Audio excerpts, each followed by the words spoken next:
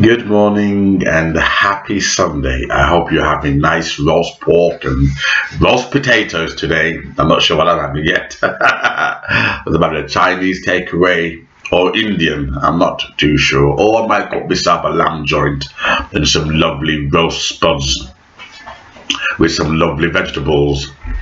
However, I do not have a lovely roasted meal seasoned with beautiful lamb minted sauce for you today. What I do have is a rather serious subject, and that is, I don't want to generalize, but if the truth be known, we do live in a world where people do judge a book by its cover. People do stereotype. We pretend that we don't because we live in a politically correct age where you're told to be false and superficial. You're told to, in other words, bullshit. My beautiful, intelligent and loyal subscribers know that I don't bullshit. I speak the truth and speak it well. And the truth is, it doesn't matter where you go in this world. You know, many black men like to scream racism, racism, like a flapping penguin. Like a penguin, you know, or like a chicken. You know, they love the R word. And but however, whether we like it or not, behind every stereotype is the truth. Behind every stereotype is the truth. Do Mexicans like tortillas? Do Italians like pasta? Do black people like KFC chicken and watermelon? Behind them, do fat people like food? So behind every stereotype, there is a truth, whether we like it or not. We like to play games with each other, but behind every stereotype is the truth. Black people do like KFC chicken, and black people do like watermelon, and I like KFC chicken. I mean, although I've lost a lot of weight, you can see. Look at my beautiful chiseled look. You know, recently I haven't been called fat. Recently I haven't been called names, so obviously I'm losing weight. So these black men now call me nigger. Not white people, these black men call me nigger. You know, I knew that was coming. However, there are truth behind these stereotypes, whether we like it or not. And are gay people promiscuous? Most of them are. So there are truths, you know, behind these stereotypes. It's just that society, the government and legislation has turned us into a nation of thought control, PC, you know, false, you know, sort of people. Anywhere you go in the world, black men are seen as being immoral, not romantic, gangs related. No matter where you go, I know that when I go to, you know, mansions and manors, etc., large estate houses. I'm a member of the British National Trust and, you know, English Heritage, so I enjoy English culture. You know, I like to enjoy life. You know, I don't care about racism, you know, and the ignorant white people who are there. I'm here to enjoy my life. I pay my bills, right? So, and I pay my taxes. So, you know, I enjoy my life, right? So I don't let racism worry me or stereotype. But some stereotype is true. So when they see a black male there and they're shocked, because why? Black people don't enjoy life. Black people don't enjoy romance. Black people don't enjoy love. Do black men know how to treat a woman? Now, there's environmental factors. If you're raised by a single mother, this can also contribute to white men as well, but tend to be more black men because the social, political, racial pressure on a black man to be, you know, a real black man is more than it would for the white male. So if you're raised by a single mother, especially one who's not got morals and got different fathers around, or, you know, except different men around, then it's going to be difficult for the black man or the black youth to be able to learn how to romance women. He's seen his mother opening her legs, you know, like the children of Israel going through Egypt, you know, and all these different men coming through the house. So he's not used to seeing his mother being romanced by one man. So he's learning these negative environmental factors that men don't love women. Hence why so many black men are homosexuals today. Hence why so many black men have problems relating to women. Homosexuality in the black race is extremely high.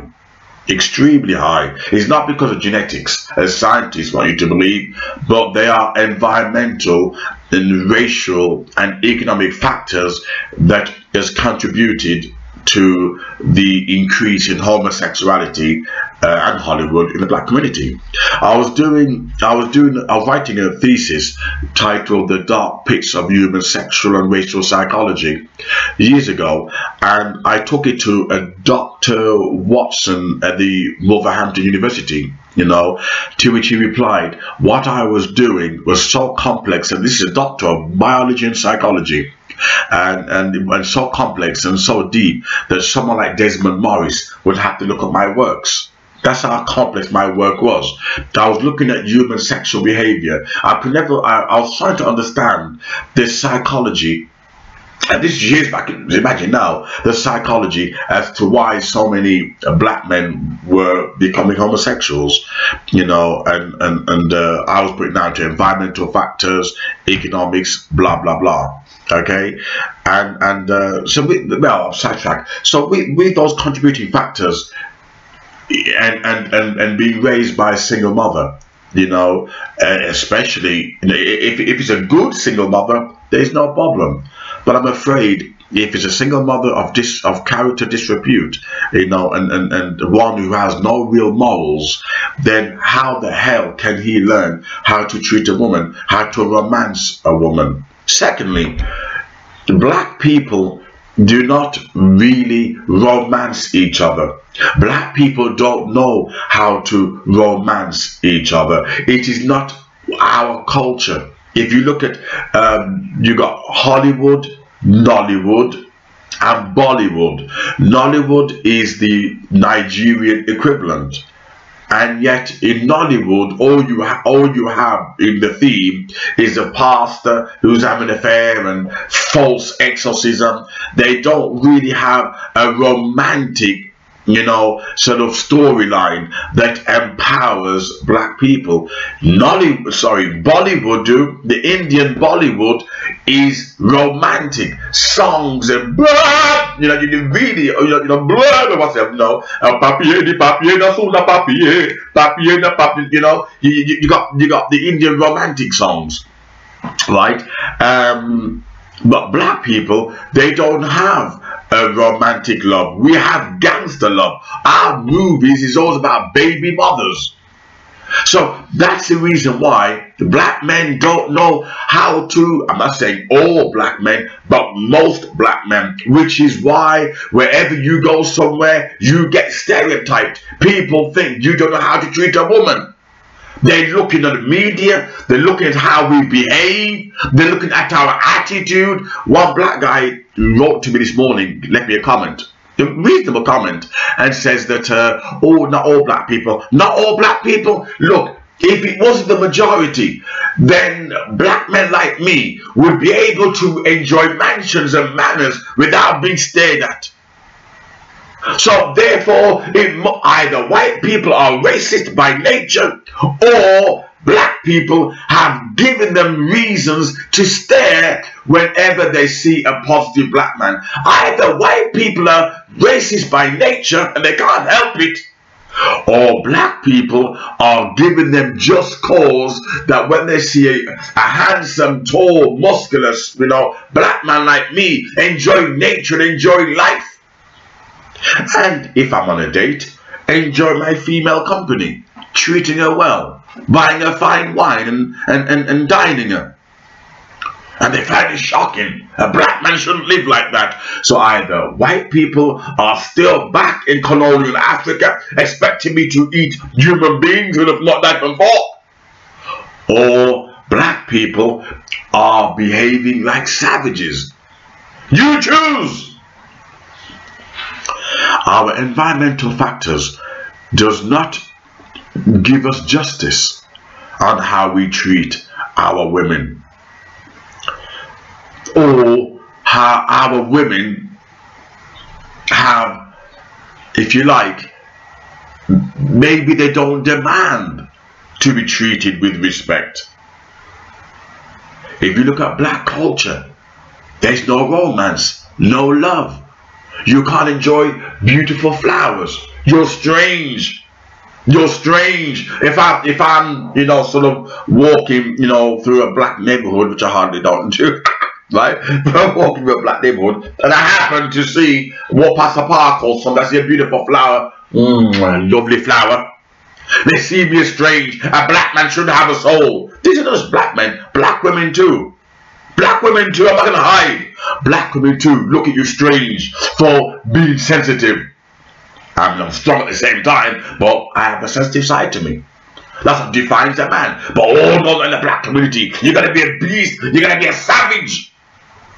You can't have any soul, and therefore how the hell can you treat a woman right? How the hell can you know how to love a woman when you've been geared by both black men and black women to be a savage? As I said, the burden of proof is on the black community. Look at the way we behave. Look at us. And we pretend we're victims. We're goddamn black devils, and that's the reason why we don't know how to romance each other. Black romance matters. Really? Really? Ask yourself the question. Do black lives matter? I don't think it does. Do black romance matters? Do black people know how to romance, how to love? I don't mean spending useless money. If you got the money, spend it. No, I'm a romance from within, making your woman feel special from within, treating her like flower. You don't need diamonds and pearls. Your diamonds and pearls come from inside here. Knowing how to woo her, how to make love to her.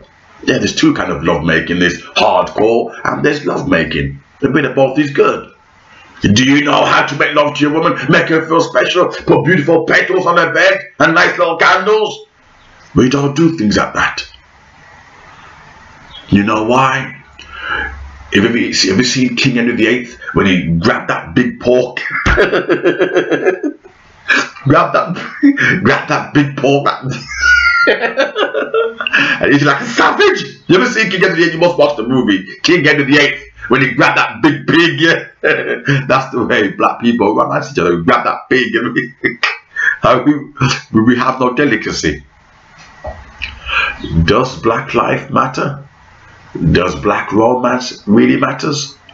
If it did, people wouldn't stare at the likes of me when I go to all these manor houses, and because I live well, I pay my taxes. I'm not gonna let someone, you know, or let racism deny me the right to live good or treat my woman good. I'm not going to allow environment to define my destiny. I'm not going to allow no one to tell me to be a big dick, to be a King Kong, to be a big sausage. The only woman that should be able to define that for me is the one I sleep with. Nobody else. That is private. You want to be a King Kong or a big dick, you do it in private.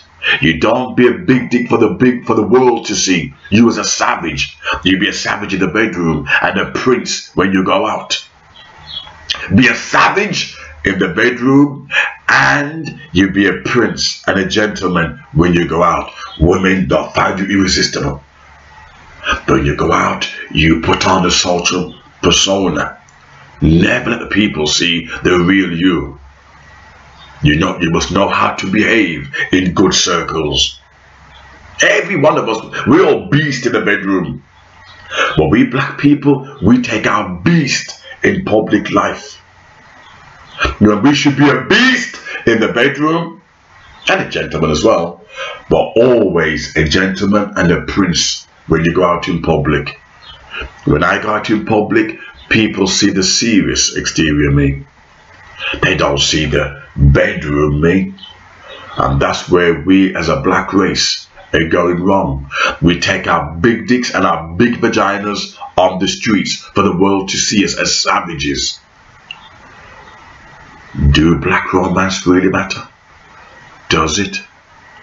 Ask yourself that question.